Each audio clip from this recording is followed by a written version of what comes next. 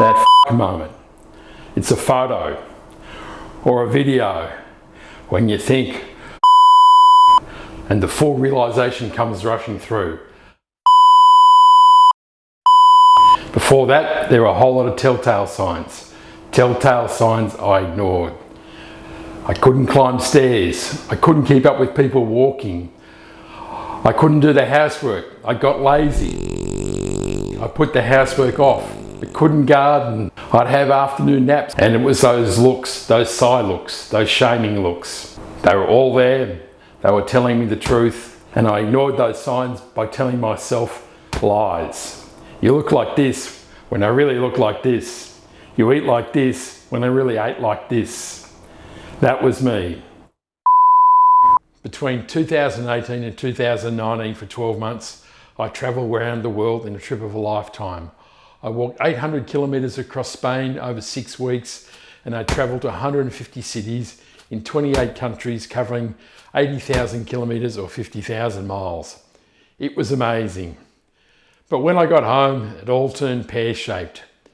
I was expecting to slide quite easily into life, and boy was I in for a surprise. I was really unhappy, and I responded by putting on an enormous amount of weight. I ate badly, I didn't exercise as much as I had been, and I was a mess. I couldn't understand why I couldn't stop eating and why I couldn't stay healthy.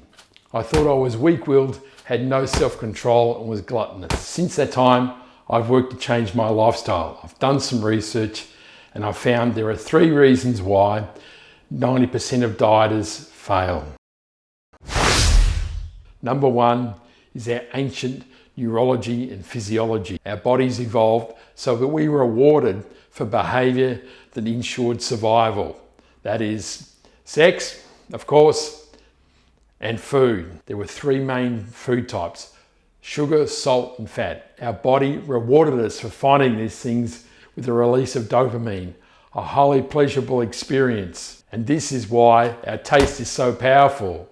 Hendrix, in his video on dopamine detox, calls it the motivating hormone. Instead of I like, it says I want. It made cavemen seek out things that are important for survival. These days, for most people, it's harder not to eat too much than to find food. Food manufacturers exploit this neurology and physiology and combine it with sophisticated chemistry to create what is known as the bliss point. This is the point at which food is irresistible. Manufacturers even use techniques like MRI to create irresistible sensory profiles. Then add to that sophisticated marketing and advertising, and before you know it, you're hooked. Over time, your dopamine receptors become less and less sensitive. This means you need more to get the same pleasurable feeling. These sensory profiles mask the high calorific density of these foods. This means they're loaded with fat, sugar and salt, and continued consumption of these foods can quickly lead to being overweight or obese. The other secret weapons of food manufacturers are convenience and price. That's why there's a fast food outlet on every corner with a drive-through, so you don't even have to get out of your car to get your meal. The bar has been lowered even further with the advent of delivery services like Uber, and you don't even have to get off your couch to get your meal.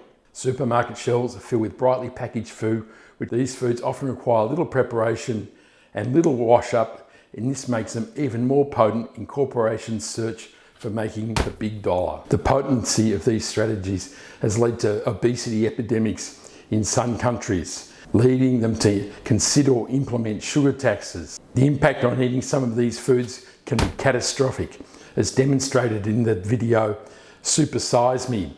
Morgan Spurlock eats McDonald's for 30 days, with catastrophic results for his health and his life.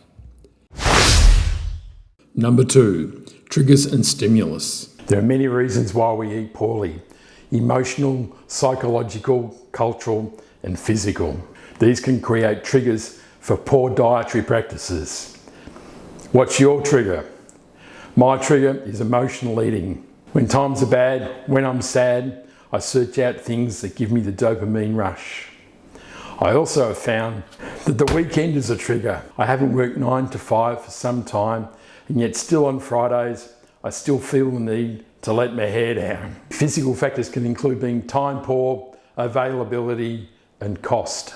Psychological factors can include habits and addictions that we accumulate over our lifetime, and also obviously include the impacts of the food manufacturing industry.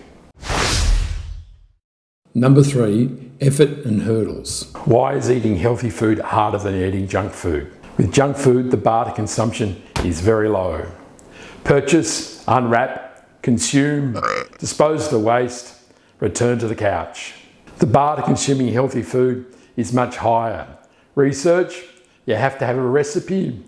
Go shopping, get the right ingredients. Preparation, then cooking, then consumption, then washing up all those dishes from the cooking, and then returning to the couch, or maybe, if you're really good, go for a walk. With healthy foods, there's no bliss points. It may taste delicious, but it's not irresistible. Self-control and discipline are exhausting, and change is hard work. Gratification from results takes a much longer time to appear, and this can mean it's very easy to give up. But the rewards from a healthy lifestyle can be significant. Less illness, more energy, greater self-confidence, longer life, and you may even become more attractive to the opposite sex. How to succeed. These are the things I've learned I need to do for a happy, healthy lifestyle that 90% of dieters don't do. I've discovered that I need to eliminate processed food and excess sugar, fat and salt from my diet. This allows a reset of my dopamine receptors and taste buds, allowing me to enjoy the full flavour and taste of fresh and simply prepared food. I've also learnt that I need to understand the triggers and stimulus that cause me to overeat and manage them so I stay on the healthy path. I've also found I need to understand the higher bar to healthy eating and make time to research, organise and prepare meals, as well as to committing to change and persisting even when I want to give up. My journey so far. I'm losing weight, I'm getting fitter, and I'm enjoying life more. I've cleaned up my diet, I've reduced the amount of carbs and sugar that I consume, I eat lots of healthy, fresh fruit and vegetables, and I eat good protein. I now avoid going to the supermarket as much as I can, and I go to the local fresh food market to buy my fresh produce, including fruit, vegetables and meat. I live near the beach and I walk on the beach nearly every morning. Nearly every day I do an exercise routine on YouTube by a lady by the name of Pahla. The reward for a healthy lifestyle is quality of life, and quality of life is happiness. And this is the rainbow that we're all chasing. If you really want to bring dramatic change to your life and health in 2022, then this is just the beginning. So if you want to set yourself on the path to weight loss and good health without fad diets and look and feel amazing in 2022, then you shouldn't ignore this video.